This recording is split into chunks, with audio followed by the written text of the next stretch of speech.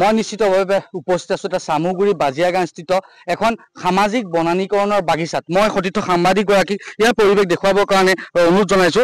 এখন সুগন্ধি ঔষধি আৰু মছলাৰ বাগিচা চামুগুৰি সামাজিক বনানীকৰণৰ এটা অংশ হয়। ইয়াত যি নগাঁও সামাজিক বনানীকৰণ সংমণ্ডলৰ অধীনত এই বাগিচাখন 2008 চন আৰু 9 চনত প্ৰতিষ্ঠা লাভ কৰিছিল চামুগুৰি বাজিয়াগাঁৱত। কিন্তু এতিয়া দেখিবলৈ পোৱা গৈছে অতি জৰাজীৰ্ণভাৱে ইয়াৰ যি অৱস্থা একেবাৰে জৰাজীৰ্ণ অৱস্থা।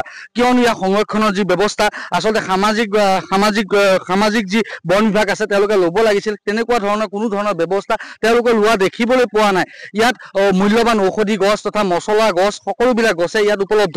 মই ইয়াৰ এগৰাকী যি জাতীয় যি সংগঠন সেই তাৰ এগৰাকী যুৱকৰ লগত কথা পাতিবলৈ চেষ্টা কৰিম। হয়, এইখন যি সুগন্ধি মছলা বাগিচা দেখিবলৈ পোৱা গৈছে অতি জৰাজীৰ্ণভাৱে পৰি আছে। কি ক'ব আপোনালোকে? হয়, নিশ্চিতভাৱে যে 2008-2009 চনতে নগাঁও সামাজিক বনানীকৰণ সংমণ্ডল বিভাগৰ অধীনত ইয়াত সুগন্ধি ঔষধি আৰু মছলা বাগিচা এখন ইয়াত সৃষ্টি কৰিছিলে। তেতিয়া বিধায়ক আছিলে চামগুৰি সমষ্টিৰ ৰকিবুল হুছেইন ডাঙৰীয়া, তেখেতে সেই বিভাগৰ মন্ত্ৰীও আছিলে। কিন্তু তাৰ পিছত দেখিবলৈ পোৱা গৈছে বৰ্তমান অৱস্থাত জৰাজীৰ্ণ অৱস্থাত আজিৰ দিনটোত। গতিকে এই ক্ষেত্ৰত কিন্তু যি শাসনাধিষ্ঠ চৰকাৰখনৰ কিন্তু ইয়াত কিন্তু ভূমিকা আমি দেখিবলৈ পোৱা নাই। গতিকে এটা কথা সেই চৰকাৰখনক অৱগত কৰিব বিচাৰিছো। লগতে চামগুৰি সমষ্টিৰ যিগৰাকী নৱনিৰ্বাচিত বিধায়ক ডিপ্লুৰঞ্জন শৰ্মা, তেখেত এগৰাকী শিক্ষিত দক্ষ বিধায়ক। গতিকে তেখেতৰ অধীনত যাতে এই যিখন বাগিচা আছে সেই বাগিচাখন যাতে পুনৰ সংৰক্ষণ হৈ উঠক আৰু ইয়াত থকা যিসমূহ মূল্যৱান ঔষধি গছেই হওক বা মছলাৰ বাগিচা হওক বা যিসমূহ ইয়াত মূল্যৱান গছ আছে সেই গছসমূহ যাতে পুনৰ সংৰক্ষণ কৰিব পাৰে সেই প্ৰতি তেখেতক অৱগত কৰিছো। আৰু লগতে ইয়াত যিসমূহ ৱাল আছে বা বাউণ্ডেৰী আছে সেই বাউণ্ডেৰীসমূহ কিন্তু ভাঙি পেলাই কিন্তু বৰ্তমান মাটিত খহি পৰিছে।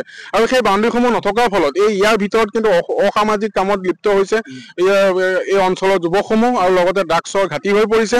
গতিকে স্থানীয় আৰক্ষী প্ৰশাসনকো অৱগত কৰিছো। লগতে নগাঁও যি আমাৰ বন বিভাগ আছে সেই বন বিভাগকো আমি অনুৰোধ কৰিছো, নগাঁও অতিৰিক্ত আয়ুক্তগৰাকীকো অনুৰোধ কৰিছো আৰু বন বিভাগৰ পৰ্যটন যিগৰাকী মন্ত্ৰী আছে সেই মন্ত্ৰীগৰাকীৰ লগতে অসমৰ মাননীয় মুখ্যমন্ত্ৰী ডাঙৰীয়া আৰু চামগুৰি সমষ্টিৰ বিধায়ক ডিপ্লুৰঞ্জন শৰ্মা ডাঙৰীয়াৰ নেতৃত্বত যাতে এই বাগিচাখন যাতে পুনৰ সংৰক্ষণ হৈ উঠক তাকে কামনা কৰিছো। ধন্যবাদ।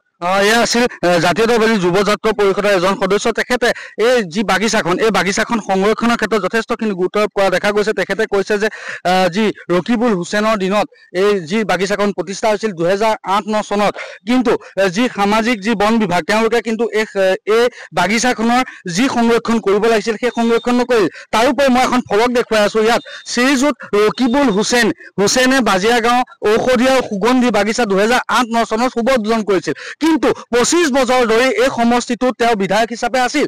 কিন্তু তথাপিও কিন্তু তেখেতে যি বাগিচাখনৰ কাৰণে যিখিনি কৰিবলগীয়া আছিল সেইখিনি কৰণীয় দেখা পোৱা নগ'ল। কি কাৰণে কিয় নকৰিলে সেইখিনি সন্দেহৰ আৱৰ্তত। মই আৰু এগৰাকী স্থানীয় ব্যক্তি আছে, তেখেতৰ লগত কথা পাতিবলৈ চেষ্টা কৰিম। দাদা, এই যি বাগিচাখন আছিল সুগন্ধি গছ মছলা যথেষ্টখিনি দামী বা ঔষধি গছ ইয়াত দেখিবলৈ পোৱা যায়, কিন্তু সংৰক্ষণৰ ব্যৱস্থা একেবাৰে নাই। কি ক'ব?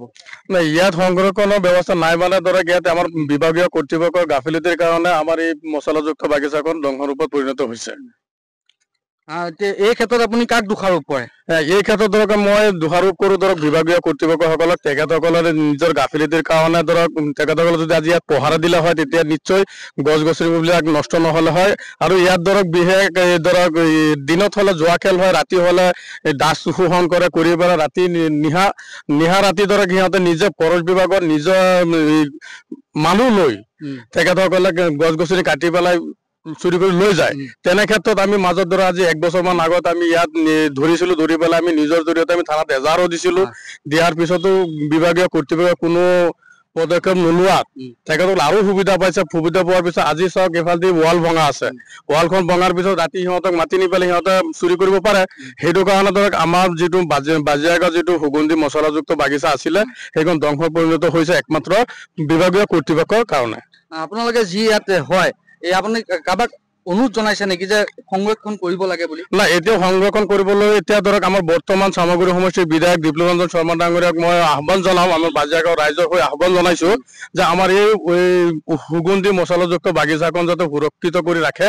তেখেতে কঠোৰ নিৰ্দেশনা দি পেলাই বিভাগীয় কৰ্তৃপক্ষক কঠোৰ নিৰ্দেশনা দি এইখন যাতে সংৰক্ষণ কৰি ৰাখিব পাৰে, সেইকাৰণে তেখেতক আহ্বান জনাইছো অতি সোনকালে তেখেতে পদক্ষেপ গ্ৰহণ কৰক। হয়, সেয়া আছিল চামগুৰি বাজিয়া গাঁও স্থিত এখন সুগন্ধি মছলা তথা ঔষধি বাগান, যিখন বাগান 2008-09 চনত এজন প্ৰতাপী, সেই সময় প্ৰতাপী প্ৰভাৱশালী মন্ত্ৰী ৰকিবুল হুছেইন ডাঙৰীয়াই শুভ উদ্বোধন কৰিছিল। কিন্তু তেখেতৰ গাফিলতি আৰু সামাজিক বন বিভাগৰ গাফিলতিৰ বাবে আজি এইদৰে কৰি থাকিব লগা হৈছে এই যি বাগিচাখন।